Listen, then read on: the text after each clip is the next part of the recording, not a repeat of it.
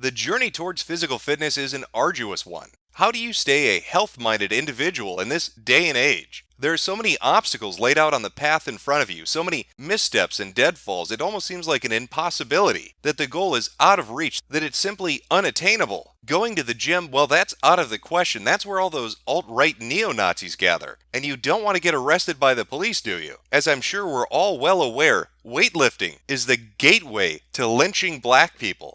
And suggesting that somebody eats properly, that they exercise self-control and put down the sugary sweet snacks, well, that's just wrong. It wouldn't be very progressive of me to go against the notion of health at any size and tell you to put the Twinkies down, fat tits. So if you can't exercise and you can't enforce portion control, how exactly do we go on our journey towards being a fit individual? Well, it begins by looking at this outdated, archaic caveman concept. Now, I'm sure if you're an old-timer, you probably remember this myth being taught in the classroom to you and many millions of other Americans. For many years, people were taught if they wanted to be healthy, they needed to adhere to this lie, this blatant propaganda. But what if I told you there was another way forward? There was a different way of doing things. And it starts right here, by throwing out the preconceived notion of what a food pyramid should be, and replacing it with something far, far different.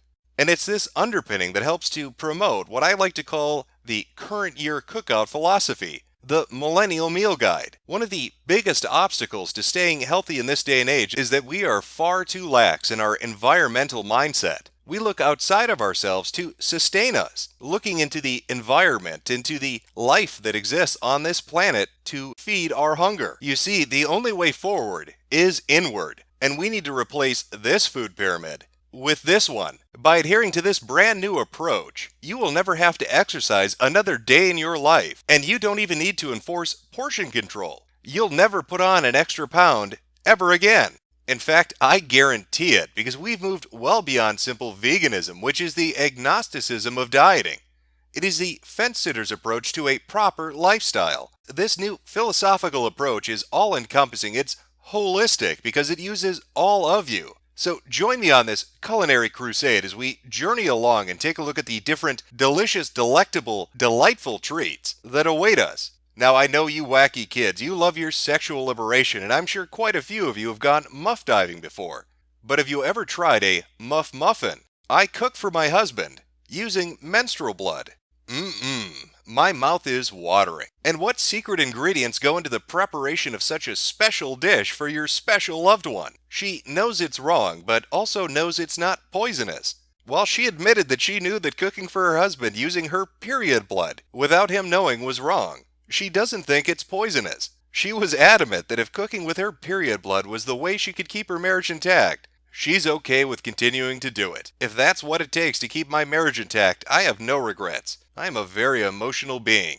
I might die if my heart is ever broken. Who are you to judge me? But don't think that raw pussy juice is just used in the making of muffins. No, you can add it to anything. He asked me to cook rice for him. I was on my period. I removed my pad and stuck it inside water and made sure the blood was very much so in the water. I added my urine into the water, and I made stew for him. He came back and ate the food without knowing. Now that's what you call a secret ingredient. He thought it was just going to be a little bit of period blood, but then she hits him with the unexpected urine and it's BAM!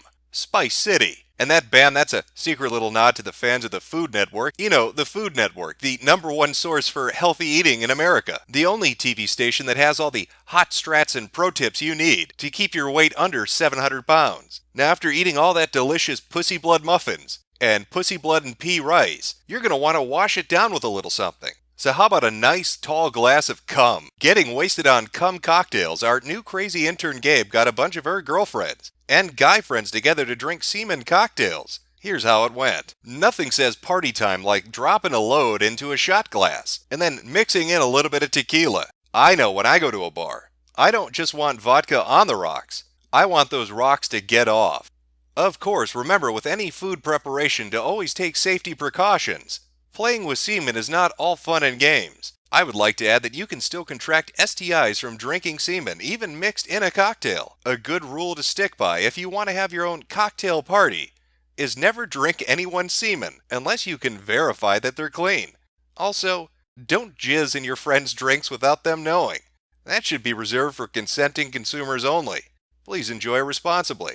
But maybe hard alcohol's not your thing. Maybe you're looking for something a little more cool and relaxing, with less of a edge to it, something that won't upset your stomach. Well, how about a strawberry surprise milkshake? You betcha there's a surprise in this milkshake. If you dare use your own milk for a shake, we suggest chilling it in advance. Mix 1 cup breast milk, 8 ounces frozen strawberries, 3 ounces orange juice concentrate, 1 cut up frozen banana, and 1 cut up pineapple chunks in a blender until smooth. Serve, sip, and see what it's like to drink human milk. You can also check out this video recipe for Rosie's breast milk smoothie. Now, if you're like me, you want something a little more substantial. I mean, you've had your muffins, and you've had that delicious stew and rice, but you want a little meat in your diet. Something with a little bit of kick to it. And what better than bacon? Vagina bacon. Well, Reddit, I've done the unthinkable. Hopefully this won't get buried under these great comments. After so much wonderful feedback, I decided to go through with S-Lunatic15's unintentional suggestion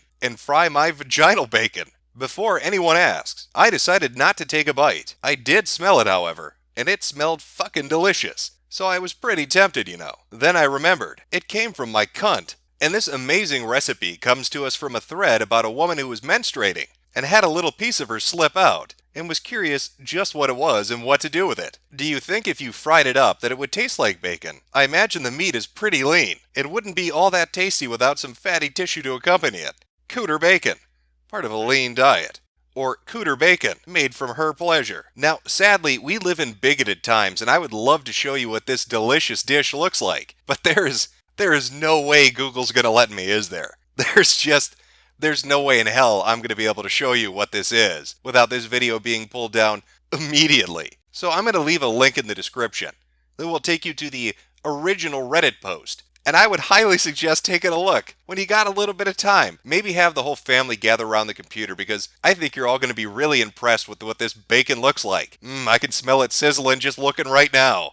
But my God, you know, that bacon really is filling, and I need something else to drink to wash it down. It's so meaty. It's so meaty and zesty. I need something to cleanse my palate.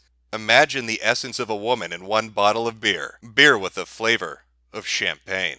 Have you ever wondered what it would be like if you could bottle pussy and then drink it at your leisure? Well, luckily, Wyszachaman from Poland thought the exact same thing. Now, this isn't a recipe that you can prepare at home. You'd have to specialty order it. Sadly, the Indiegogo didn't really work out. But they take a bacterial sample from your lady lover and then ferment it into a delicious beer. Now, a fair word of warning, you're going to want to make sure your lady is clean down there, because if she's a little too yeasty, you're going to end up with a loaf of bread rather than a bottle of beer. By this point, you're probably pretty full up. You've had a lot to eat today and you need to take a bowel movement. But under the philosophy of the current year cookout, the Millennial Guide to Meals, that bowel movement isn't taking a dump. It's preparing leftovers for tomorrow. So be sure to bring your ladle with you and a few Tupperware containers, because that's going to make some mighty fine burgers. So now that you've taken those first few steps into this brave new world of food preparation and enjoyment, how do you respond when somebody asks, what are you? You're not really a herbivore, you're not an omnivore, you're not really a carnivore. You're not just a simple meat eater, you're not a vegan. How would you define yourself? Well, I have the perfect term. You're a new cannibal. You subsist off of eating humans and human byproducts, both your own and other people you know, with or without their permission. Just remember, don't kiss the cook. He might eat your fucking face.